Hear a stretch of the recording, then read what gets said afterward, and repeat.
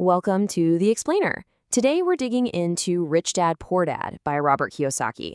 And we're going to pull out the one single rule that, honestly, changes everything. All right, let's kick things off with a pretty wild story. Picture this. It's 1923.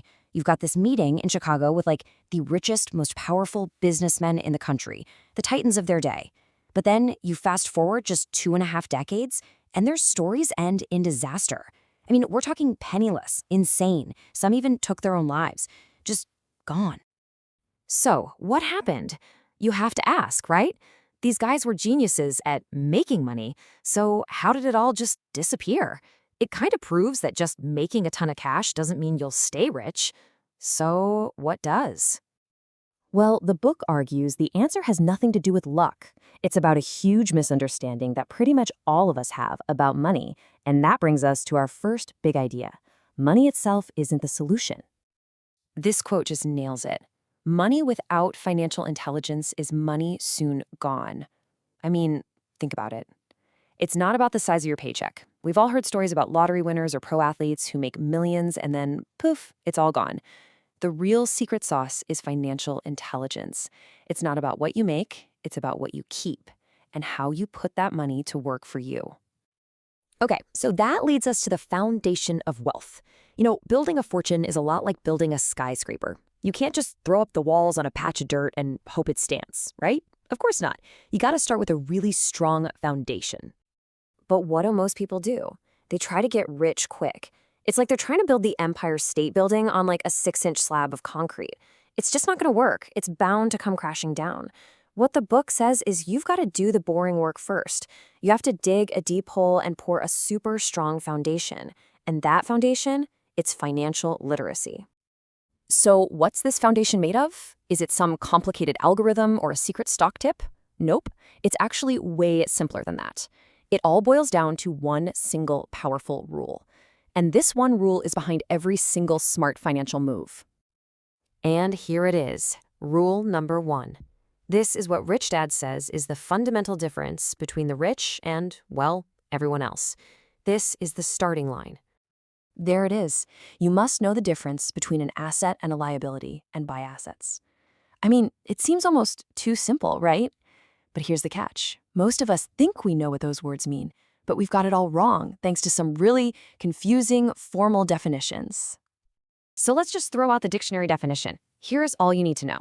An asset puts money in your pocket. A liability takes money out of your pocket. That's the entire definition. It's all about one thing. Which way is the cash flowing?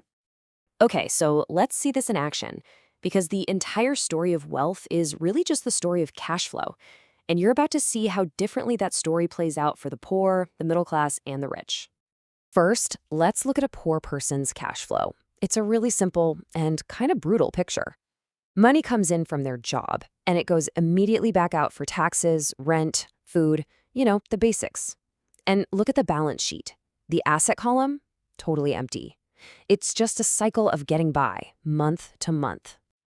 Now, the middle class. This is where it gets interesting. Their income is higher, for sure, but what do they do with that extra money? They don't buy assets, they buy liabilities that they think are assets. You get a raise, you buy a bigger house with a bigger mortgage. You get a new job, you get a new car with a bigger car payment. This is what Kiyosaki calls the rat race. You're just running faster and faster on the hamster wheel to pay for all your stuff. And this is the whole game. Look at the cash flow of a rich person. They focus on one thing, the asset column. They take their income and buy things that make more income. Things like stocks, bonds, rental properties. Their assets generate cash flow, and that cash flow grows until eventually it pays for all their expenses. It becomes this incredible self-powering engine for wealth. So when you see these 3 patterns next to each other, it suddenly becomes so clear, doesn't it? This isn't just some boring accounting lesson. This is literally the map to getting out of that trap, out of the rat race. And let's tackle the biggest financial myth of them all, the one that almost everyone believes. My house is my biggest asset. I mean, we hear it all the time, right? But let's go back to that simple rule. Does your house put money in your pocket every month, or does it take money out? With a mortgage, taxes, insurance, repairs, Yeah, it's a liability. In fact, a big, expensive house holds you back in three major ways. First, there's the loss of time.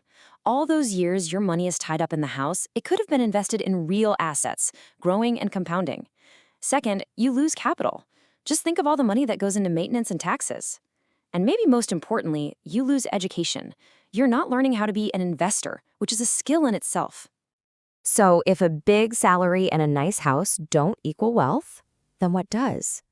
The book gives us really powerful definition. It's not about how much money you have.